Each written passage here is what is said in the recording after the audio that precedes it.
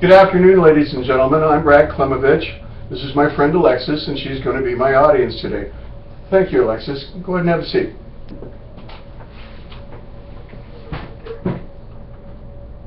Ladies and gentlemen, I'm here today to let you know about National Domestic Violence Awareness Month in October. President Bill Clinton signed the Violence Against Women Act in 1994 to protect women and children against domestic violence at the hands of domestic violence batterers. A proclamation is signed by a president to commemorate a very special time in history.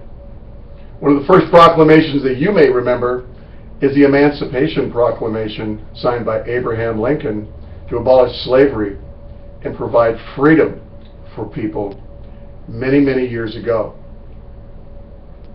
With that being said, Bill Clinton brought equality back into the present day in 1994 when he signed this act. In our own community, we have domestic violence happening every day. In 1994, one of our own police officers from the Los Angeles Police Department, Devonshire Division, a rookie officer by the name of Christy Lynn Hamilton, was gunned down responding to a domestic violence call between a father and a 17-year-old boy. Violence does not only strike men beating up on women. Family members that cohabitate are also now part of the domestic violence cycle that we identify as a crime in our communities. It was a senseless crime. Christy Lynn Hamilton was a mother, a sister, a wife, and a colleague. Hundreds of people were affected by the loss of Christy Lynn Hamilton, a senseless crime that may have been prevented had the community been aware of the behaviors that were happening in one home before her life was taken. Awareness plus action equals positive change. And that's what I'm here today to share with you. I need your help to help our community come together to stop the cycle of violence. A domestic violence batterer calculates with purpose. They know what they're doing. We can stop this by identifying what a batterer is doing in our own community. Back in 1988, Elaine Pence from the University of Duluth in Minnesota, with her colleagues, put together a chart to identify the battering characteristics that are used by a person that perpetrates the crime of domestic violence. What we can do today is show you this chart to give you a feeling of what this is all about. And with that being said, we can help you increase the awareness for all people so that nobody else loses a wife, a sister, a mother, or a friend. A domestic violence batterer uses a pattern of coercion and threats to intimidate and use privilege, whether it be the male privilege or the female privilege, to isolate and hold down a victim to get what they want without regard to their dignity. They'll use economic control to scare the person so that they won't report the crime. They will minimize, deny, and blame their way through more and more physical, sexual, and emotional abuse to get what they want. And worst of all, they'll use children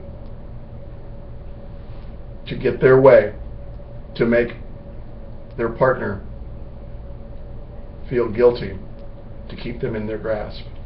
With that being said, what can we do? How can you help me? How can you help your community? Come together to stop this cycle of violence. We can pick up a phone. It's anonymous. We have authorities out there that will come to your aid to stop this cycle of violence. The Los Angeles Police Department says 1 in every 2 households in this great big city of Los Angeles will experience domestic violence at some time in their life. A staggering figure. With that being said, what we can do is we can stop that cycle of violence by picking up the phone.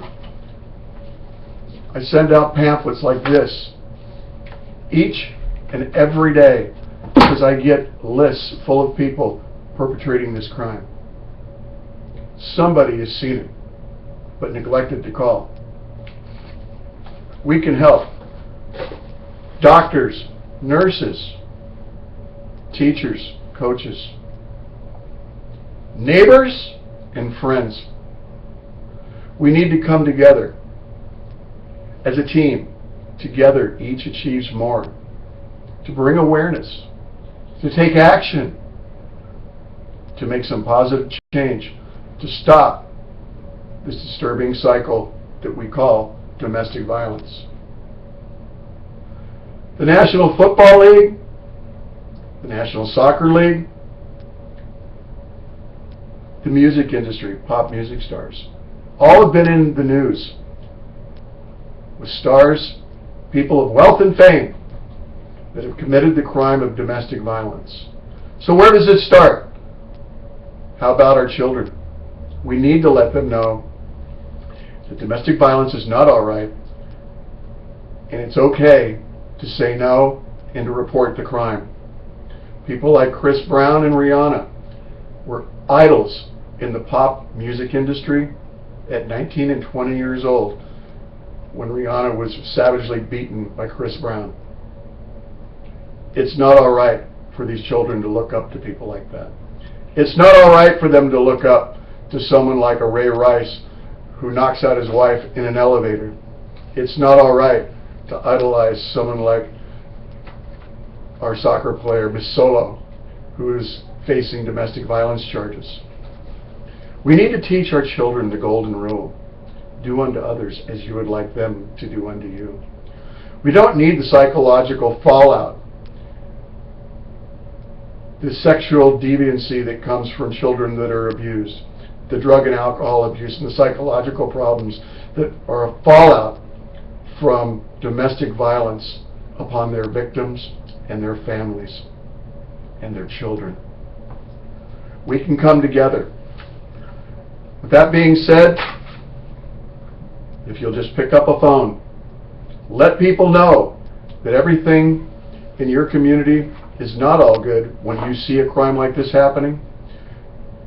You saw the chart, you saw some of the behaviors. It's okay to make a report. Be a good neighbor, be a good friend.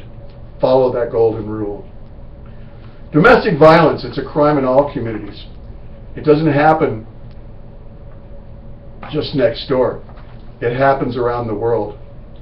Working together as a team, awareness plus action equals change to stop the crime of domestic violence. Please help me. I need you to help others make the world a happier and safer place to live.